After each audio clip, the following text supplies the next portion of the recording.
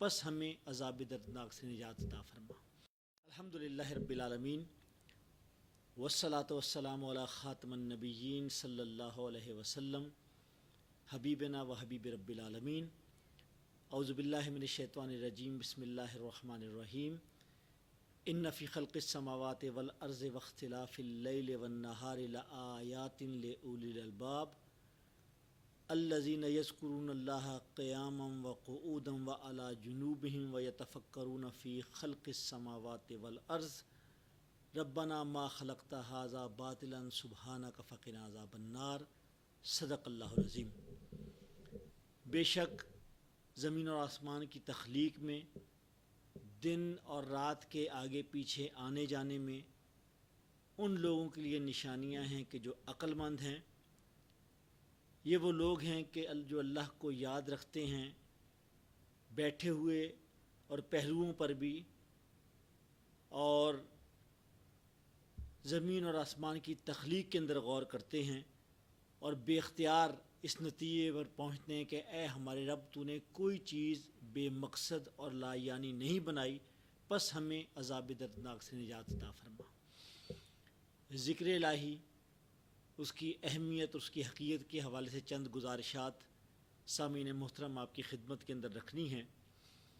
قرآن مجید میں ایک اور جگہ ارشاد باری تعالیٰ ہے، وَلَا تَكُونُوا كَالَّذِينَ نَسُوا اللَّهَ فَأَنسَاهُمْ أَنفُسَهُمْ أُولَٰئِكَ هُمُ الْفَاسِقُونَ، کہ لوگوں دیکھو اس طرح نہ ہو جانا کہ جنہوں نے اللہ کو بھلا دیا، اللہ نے ان کو بھلا دیا، اور یہی وہ لوگ ہیں کہ جو فاسقین میں شمار کیے جا سکتے ہیں۔ ذکر کیا ہے؟ ذکر کیوں ہونا چاہیے؟ ذکر کی عملی شکلیں کیا ہوں گی؟ یہ ہماری آج کی اس گفتگو کا موضوع ہے۔ بنیادی طور پر ذکر اس حافظے کا نام ہے کہ جس سے انسان کی پوری شخصیت بنتی ہے۔ انسان کی پوری شخصیت جس چیز سے بنتی ہے اس کو ہم ذکر کہہ سکتے ہیں۔ ایک حدیث کے اندر یہ کہا گیا ہے کہ انسان وہ نہیں ہے کہ جو سانس لیتا ہے، بلکہ انسان وہ ہے کہ جو ذکر کرتا ہے، جو اللہ تعالیٰ کو یاد کرتا ہے، اس کو زندہ قرار دیا گیا ہے۔ گویا کہا یہ جا سکتا ہے کہ اس دنیا میں جو بھی انسان ہے، جس تہذیب اور جس معاشرے سے بھی اس کا تعلق ہے، وہ زندگی کے متعلق جو بھی نقطہ نظر رکھتا ہے، ہر انسان کا ایک بنیادی فوکس ہوتا ہے، جس کو ہم کہتے ہیں فوکس۔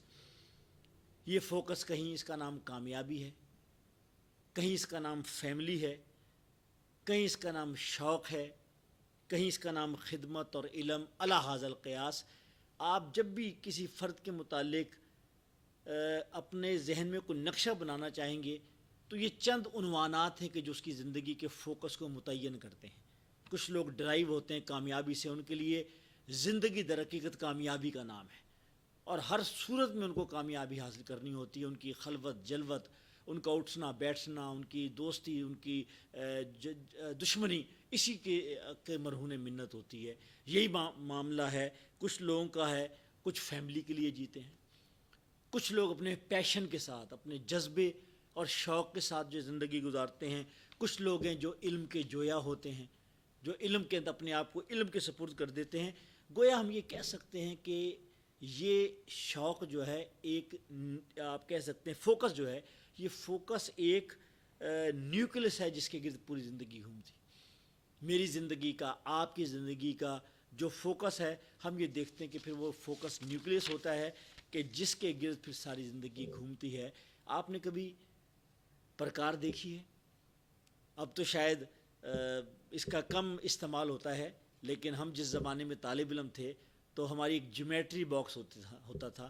اس جیومیٹری باکس کے اندر اسکیل، جس کو ہم فٹا کہتے ہیں، پینسلز، ڈی ہوتی تھی ایک، کہ جس میں ایک ڈی بنی ہوتی تھی، اور اس طرح کی چیزیں ہیں۔ اس میں ایک پرکار ہوتی تھی کہ جس میں دو نوکدار اس کے ٹانگیں ہوتی تھی، کہ جس میں ایک ٹانگ کی جس کی جو باقاعدہ کاغذ پر ٹھہر جاتی تھی، اور دوسرے ٹانگ کے ساتھ پینسل کو فکس کر کے ہم پھر ایک دائرہ گھماتے تھے، اور جہاں وہ فکس ہوتی تھی اور یہ گویا کہ عملاً وہ کاغذ کے اندر تھوڑی سی اس کی نوک داخل ہو جاتی تھی، وہ اس کا سینٹرل پوائنٹ ہوتا تھا، اور اس کے گرد پھر وہ دائرہ بنتا تھا۔ علامہ اقبال کا یہ شعر یاد آتا ہے، اس پرکار کا نام آتا ہے ہمارے ذہن میں. وہ فرماتے ہیں کہ نقطۂ پرکار حق مرد خدا کا یقین اور یہ عالم تمام وہم و طلسم و گمان. کہ مومن کیا ہے؟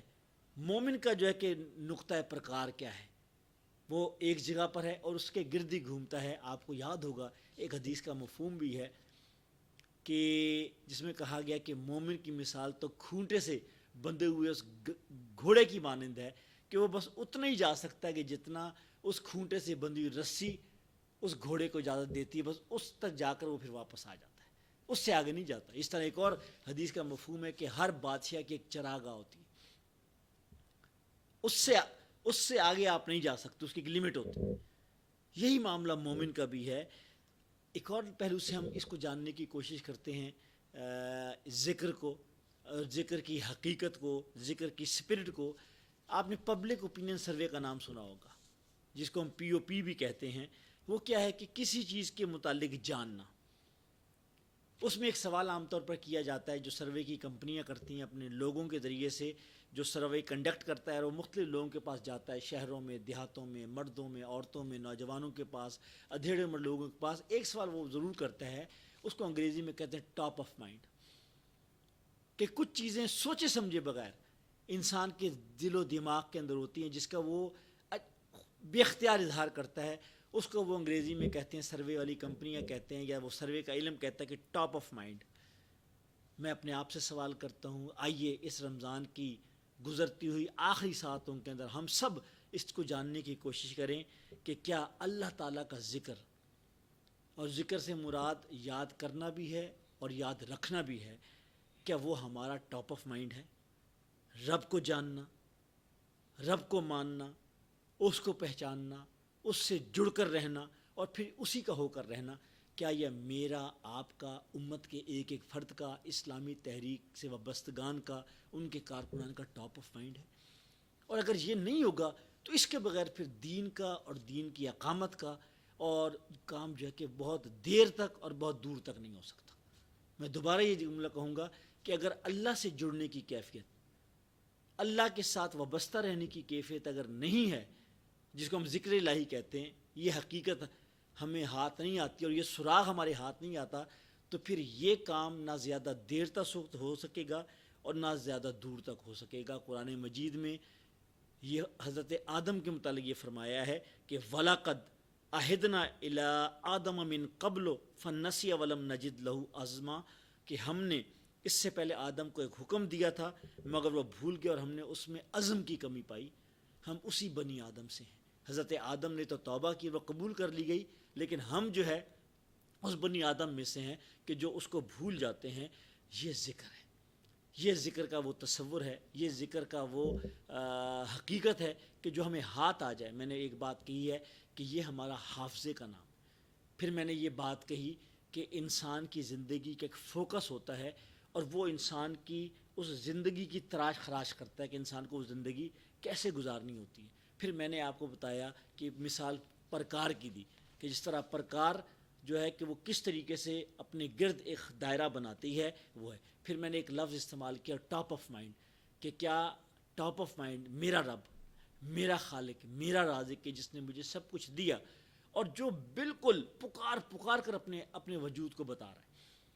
سَنُرِيهُمْ فی آیاتنا فی الآفاق وفی انفسہم، کہ ہم ضرور جلد ہی تمہیں وہ نشانیاں دکھا دیں گے، خود تمہاری ذات کے اندر بھی اور پوری کائنات کے اندر بھی دکھا دیں گے کہ اللہ کہاں ہے.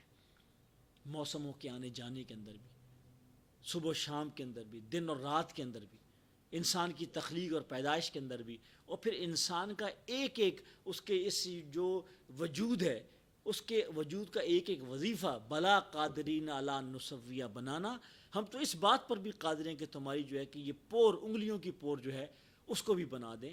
اللہ اپنا وجود بتاتا ہے. یہ کائنات پکار ایک ایک ہستی کا بتاتی ہے اور یہ بتاتی ہے. اور قرآن مجید جگہ جگہ مثالیں، تم دیکھتے نہیں ہو کھیتیوں کو کہ ایک مردہ زمین ہے وہ جی اٹھتی ہے اور اس میں جو کہ کونپلیں اور اس میں شگوفے اور اس میں پودے اور اس کے اندر پھل جو ہے پیدا ہوتے ہیں، اور پھر کچھ وقت گزرتا ہے کہ وہ مردہ ہو جاتی ہے اور وہ بھس بن جاتی ہے کہ گویا تھی نہیں. لوگوں بالکل انسانی زندگی بھی یہی ہے کہ اس زندگی کا ایک آغاز ہے، ایک اس کی اٹھان ہے، ایک اس کا عنفوان شباب ہے، اور پھر اس کا زوال ہے، اور پھر اس کے بعد وہ کچھ نہیں ہے، اور اس کے بعد پھر تمہیں جو کہ جواب دینا ہوگا۔ اس لیے اسلام کے نظام فکر میں دو چیزوں پر غیر معمولی زور ہے۔ نمبر ایک، یاد دہانی، جس کو ہم انگریزی میں کہتے ہیں ریمیمبرنس، اور نمبر دو، ابلاغ، کمیونیکیشن۔ یہ دو، ابلاغ اور یاد دہانی پر غیر معمولی زور ہے۔ اور آپ کو یہ بھی پتہ ہے کہ انسان کے دو ہی مسائل ہیں جو قرآن کے اندر بیان ہوئے ہیں۔ ایک مسئلہ اس کا غفلت ہے، بھول، اور دوسرا مسئلہ اس کا ارادے کی کمزوری ہے، جو آیت میں نے بھی تھوڑی دیر پہلے آپ کی خدمت میں تلاوت کی۔ دو بنیادی مسئلے ہیں۔ غفلت، وہ بھول جاتا ہے اپنے آپ کو، اپنے مقصد زندگی کو، اپنے خالق کو۔ یا ایھا الانسان ما غرک بربک الکریم، اے انسان تجھے کس چیز نے اپنے رب کی طرف سے دھوکے میں ڈالا ہے۔ اور دوسری چیز ہے ارادے کی کمزوری، اور ان دونوں کا حل بھی بتا دیا۔ غفلت کا علاج ذکر، اور ارادے کی کمزوری کا علاج استغفار جو ہے، یہ وہ چیز۔ میرا رب مجھے میں اپنے رب کو کب یاد کرتا ہوں، اور میرا رب کب یاد کرتا ہے۔ ایک صحابی سے یہ روایت کی جاتی ہے، تو انہوں نے کہا کہ مجھے پتہ ہے کہ میرا رب مجھے کب یاد کرتا ہے۔ کسی نے کہا بھائی یہ تمہیں کیسے پتہ ہے؟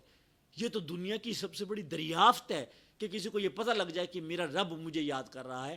اس نے کہا اس کا بڑا آسان سا فارمولہ ہے، اس کی بہت سادی سی نشانی ہے کہ جب میں اپنے رب کو یاد کرتا ہوں تو یہ عین وہی لمحہ ہوتا ہے کہ جب میرا رب مجھے یاد کرتا ہے۔ فَاذْكُرُونِی أَذْكُرُکُم، یہ لفظ آئے ہیں قرآن مجید کے اندر بھی آئے ہیں، احادیث میں بھی اس سے ملتی جلتی بات آئی ہے۔ اس لیے آئیے اس ذکر کی حقیقت کو جانیں، اس ذکر سے ہم اپنی پوری زندگی کو بالکل جو ہے کہ اس ذکر کو ہم پرکار بنائیں کہ جس کے گرد پھر پوری زندگی جو ہے کہ گھومیں۔ ذکر کی بے شمار شکلیں ہیں، انفرادی ذکر ہے، اجتماعی ذکر ہے۔ حدیث کے اندر اس ذکر کو کہیں جنت کے میوے توڑنے کا نام دیا گیا ہے۔ حدیث کے اندر اس ذکر کو یہ بھی کہا گیا ہے کہ کچھ فرشتے تو اللہ تعالیٰ نے اسی مقصد کے لیے متعین کیے ہیں کہ وہ اس کائنات کے اندر ذکر کی مجلسوں کو تلاش کرتے ہیں، اور جہاں اسے کچھ لوگ ذکر کرتے ہوئے نظر آتے ہیں تو وہ ایک جملہ کہتے ہیں حلموا الی حاجتکم، حلموا الی حاجتکم، کہ وہ کہتے ہیں کہ ہاں یہ وہ چیز تھی کہ جس کی ہمیں حاجت تھی، ہم اس کو تلاش کر رہے تھے، آؤ اللہ کو رپورٹ دیتے ہیں۔ اور حدیث میں یہ لفظ آتا ہے وَهُوَ عَالَمُ، اللہ فرشتوں سے دریافت کرتا ہے، حالانکہ وہ جانتا ہے، وہ علیم الخبیر ہے۔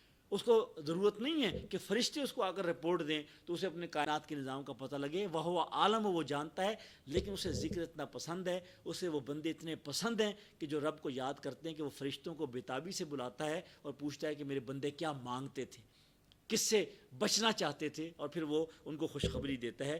ذکر کے وسیع تر مفہوم ہے، اس میں کیا چیز شامل ہے؟ جمع ہو کر قرآن پڑھنا، تلاوت کرنا، انفرادی اجتماعی طور پر، یہ بھی ذکر ہے۔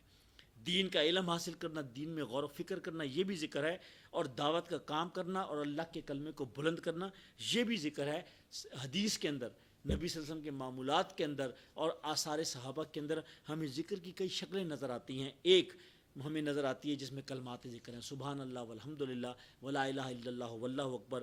نماز ذکر ہے، موت کو ذکر کہا گیا ہے، اسی طریقے سے قرآن مجید کو جو ہے کہ ذکر کہا گیا ہے۔ اسی طرح انفاق فی سبیل اللہ، اس کو ذکر کیا کہا گیا ہے۔ اس کی تفصیل ہے، آپ احادیث کو پڑھیں گے، نبی صلی اللہ علیہ وسلم کے معمولات کا جائزہ لیں گے تو آپ کو ذکر کی وہ شکل نظر آئیں گی۔ اور سب سے بڑا ذکر کیا ہے؟ سب سے بڑا ذکر یہ کہ اپنی زندگی کو اللہ تعالیٰ کے دین کی سربلندی کے لیے اور دین کی دعوت دینے کے لیے، دین کے پیغام کے ابلاغ کے لیے سمع و طاعت کے سپرد کر دینا، اس سے بڑا ذکر کوئی نہیں ہے۔ اقول قولی ھذا واستغفر اللہ لی ولکم ولسائر المسلمین، وآخر دعوانا ان الحمد للہ رب العالمین۔